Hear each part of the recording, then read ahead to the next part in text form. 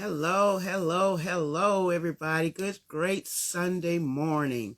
I wanted to check in with you because I just wanted to motivate you this morning. And I wanted to talk a little bit about me. You've seen my post and everything like that. So I wanted to just come to you directly this morning. My name is Aleasia, Lisa Hurt, the owner and CEO,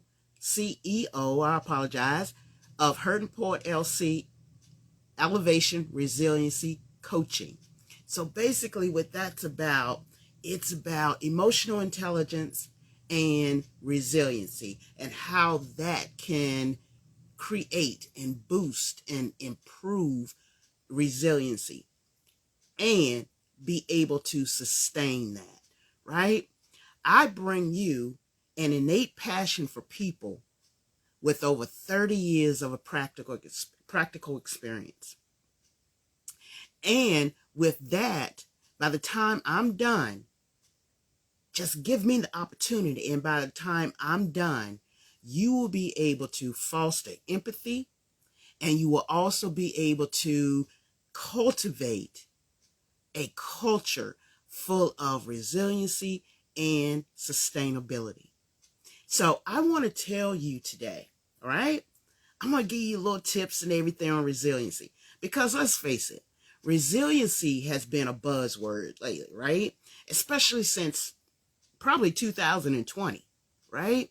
Because now 2022, we kind of coming down from the hype and everything, but it's even harder now to sustain, right?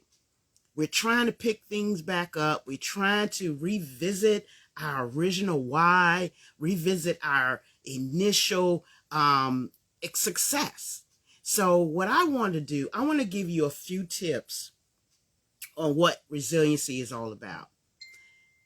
First of all, Elevation Resiliency Coaching was an afterthought regarding, what I needed to think about and learn about emotional intelligence, right?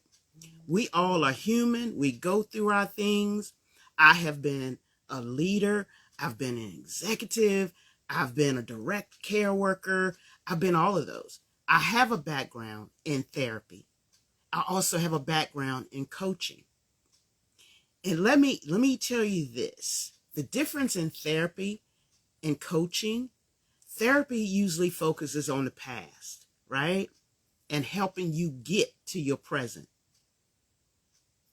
Coaching is about the present, the future, and sustainability and resiliency. So that's where I am. That's where my love bug is, okay? Elevation Resiliency Coaching, it basically focuses on the cognitive model, right, of intelligence emotionally, right? At least that's what I base mine off, because that's my background. I've helped build and sustain the resiliency of so many people over the past 30 something, don't want to date myself, years, right? So here we go, right? Cognitive model. It's the situation. It's the thoughts about that situation. It's the emotion that you're feeling. And then it's the behavior, right? So how are you responding to those emotions? And it's about empowering leaders and executives to be able to change and improve emotional culture of their organization. And so that's where I come in. Are your stakeholders happy? Are you as an executive able to manage your emotions and plus understand the emotions of others? That's where we come in. So, not going to make this such a long story, but I want to give you the 7 C's of resiliency, right? The 7 C's of resiliency. Good morning, Karen. Thank you for being here. Good morning, Styles by Corey. Hi, sister. So I wanted to share these with you. All right. 7 C's of resiliency. Right.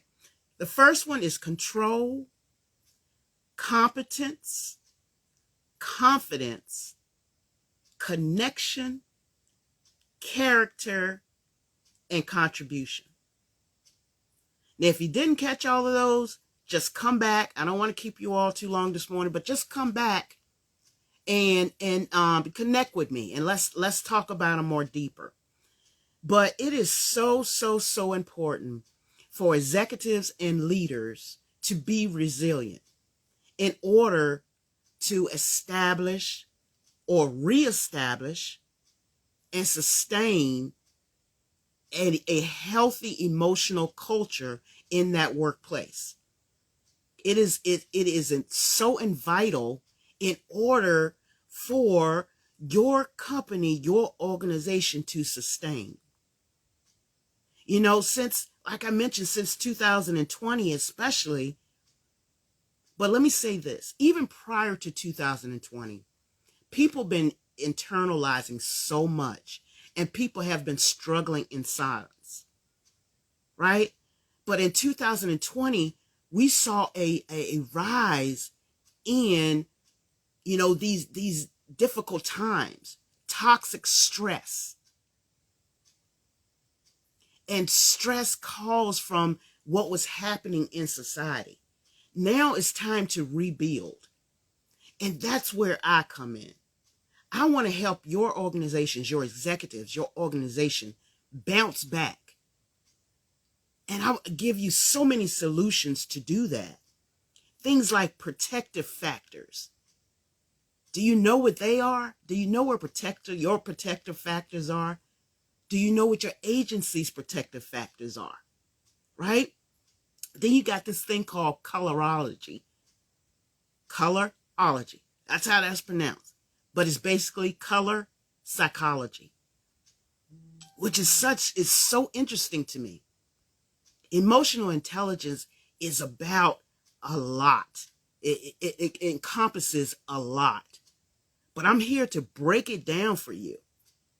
Just contact me so we can talk about it and we can break this thing down and how it can help. It can empower your organization.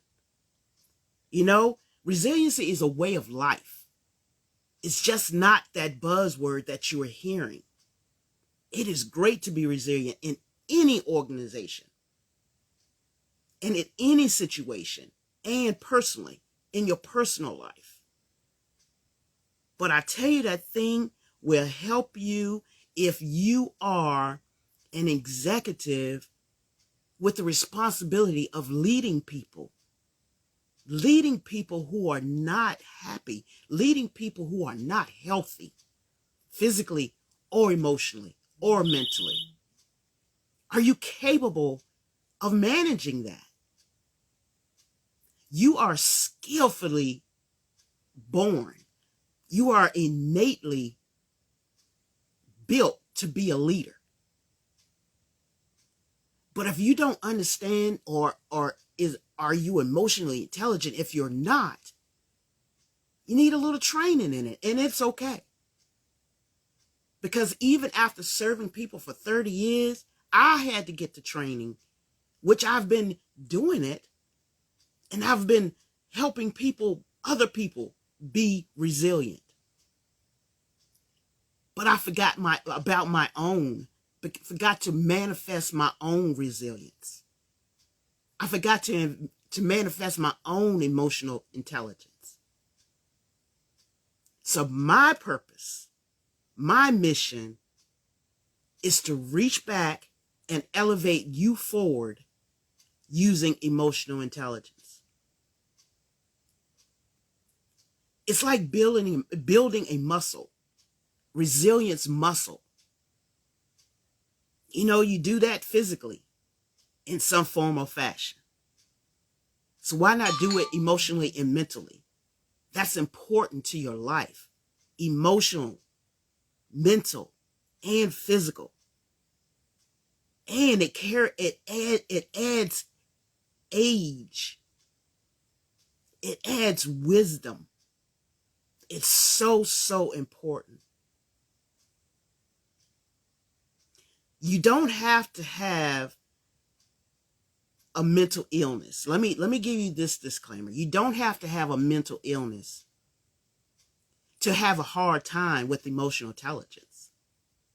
Or you don't have to have a mental illness to have a hard time adjusting to these new times. All you have to have is a little bit of help to stay resilient. I have a business coach. I have faith. Faith goes a long ways. So what I want to tell you about is the protective factors. What I want to tell you about is those things that would keep you going, like the 7 C's of resiliency. So think about protective factors are things in your life that keep you protected, right?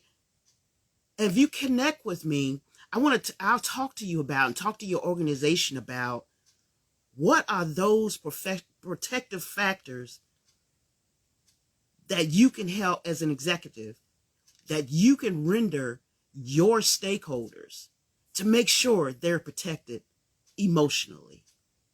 Things like coping skills, right? We all hear about that, right?